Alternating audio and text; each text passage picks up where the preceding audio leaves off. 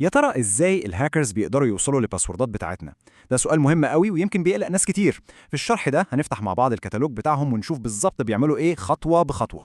ولازم نعرف إن الموضوع ده مش هزار خالص، ده حرفيا الخطر رقم واحد. يعني لو بصينا على تقارير شركة زي IBM هنلاقي إن سرقة بيانات الدخول اللي هي اليوزر نيم والباسورد هي أكتر نوع هجمات بيحصل في العالم. دي بالظبط البوابة اللي الهاكر بيدخل منها. طيب المهاجمين دول بيمشوا على خطة لعب زي كتالوج كده فيه استراتيجياتهم. النهاردة هنكشف أهم 5 استراتيجيات في الكتالوج ده. هنتكلم عن التخمين والحصاد والكسر والرش والحشو. يلا بينا نمسك كل واحدة ونفصصها. تمام، يبقى في الجزء ده هنلبس قبعة الهاكر شوية ونبص على موضوع من وجهة نظرهم هم. ايه هي التكتيكات اللي بيستخدموها عشان يوصلوا لحساباتنا؟ أول طريقة ويمكن أبسطهم هي التخمين. يعني المهاجم بيجرب يدخل باسوردات سهلة ومتوقعة، زي مثلا تاريخ ميلاد أو اسم حد من العيلة أو الكلمة الشهيرة باسورد 123. بس طبعا معظم الأنظمة دلوقتي بقت أذكى من كده. في سياسة اسمها 3 محاولات وخلاص. يعني بعد ثالث محاولة غلط الحساب بيقفل لوحده شوي. وده بيخلي أسلوب التخمين ده لوحده بصراحة ضعيف جدا ومش فعال. نيجي بقى للطريقة التانية وهي الحصاد أو الهارفستنج، ودي بقى أخطر بكتير. ليه؟ لأن المهاجم هنا مش بيخمن خالص، هو ببساطة بيسرق الباسورد الصح نفسه. طب إزاي؟ ممكن يبعت برنامج خبيث اسمه كيلوجر بيسجل كل حرف بيتكتب على الكيبورد، أو ودي الأشهر يخدع الشخص بصفحة مزيفة شبه فيسبوك مثلا، فيدخل اليوزر نيم والباسورد بنفسه. وفي الحالة دي المهاجم بياخد المعلومة على طبق من ذهب. دلوقتي نوصل لتقنية تالتة اسمها الكسر أو كراكنج. هنا الموضوع بيكبر شوية. المهاجم مش بيستهدف شخص واحد، لا ده بيسرق قاعدة بيانات كاملة فيها باسوردات آلاف أو ملايين المستخدمين من موقع معين. بس في مشكلة صغيرة بتواجهه.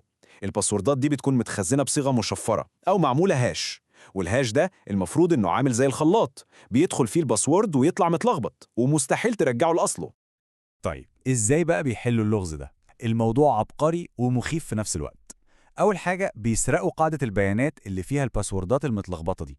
بعدين بيجيبوا قائمة بأشهر الباسوردات في العالم وياخدوا أول باسورد فيها مثلا 1 2 3 4 5 6 ويعملوا له هاش بنفس الطريقة، وبعدين يقارنوا الهاش اللي عملوه ده بكل الهاشات المسروقة، ولو لقوا واحد شبهه بوم، كده عرفوا ان الباسورد الأصلي بتاع الحساب ده هو 1 2 3 4 5 6، ويكرروا العملية دي ملايين المرات. آخر طريقتين معانا شبه بعض جدا، بس الفرق بينهم مهم: الرش والحشو. في هجوم الرش المهاجم بيكون معاه باسورد واحد بس باسورد شائع جدا، ويجربه على مئات الحسابات المختلفة جوه نفس الموقع. أما بقى في الحشو فالمهاجم بيكون معاه قائمة مسروقة من اليوزر نيمات والباسوردات، ويجرب كل واحد فيهم على مواقع كتير مختلفة: فيسبوك، جوجل، تويتر، وهكذا. في الحالتين الهدف واحد: يتحركوا ببطء تحت الرادار عشان محدش يلاحظهم والأنظمة ما تقفلش الحسابات. طيب بعد ما شفنا كل أساليب الهجوم دي، السؤال اللي بيطرح نفسه هو إزاي بقى نحمي نفسنا من كل ده؟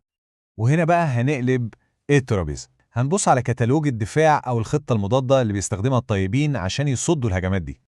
أي استراتيجية دفاع قوية في عالم الأمن السيبراني بتقوم على 3 ركائز أساسية: المنع والاكتشاف والاستجابة. خلينا نمسك كل واحدة فيهم ونشوف معناها إيه بالظبط. نبدأ بأول وأهم خطوة: المنع. يعني إزاي نمنع الهجوم إنه ينجح من أساسه؟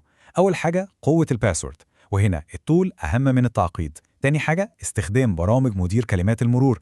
تالت حاجة ودي مهمة جدا: تفعيل المصادقة متعددة العوامل اللي هي MFA، الكود اللي بيوصل على الموبايل ده.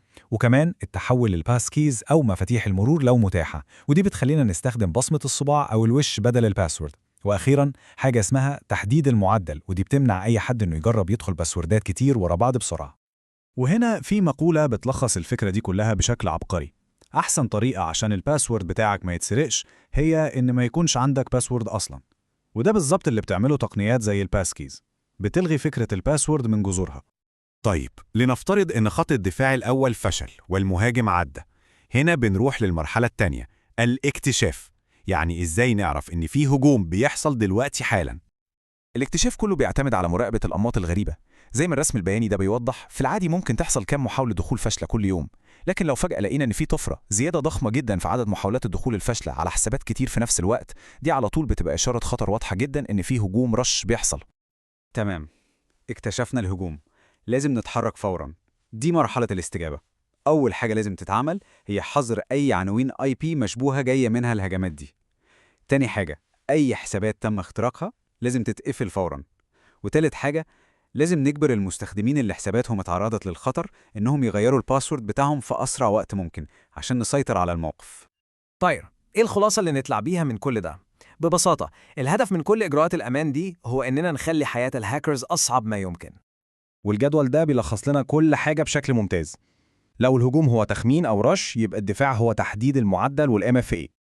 لو الهجوم حصاد عن طريق التصيد، يبقى وعي المستخدم والMFA هما الحل.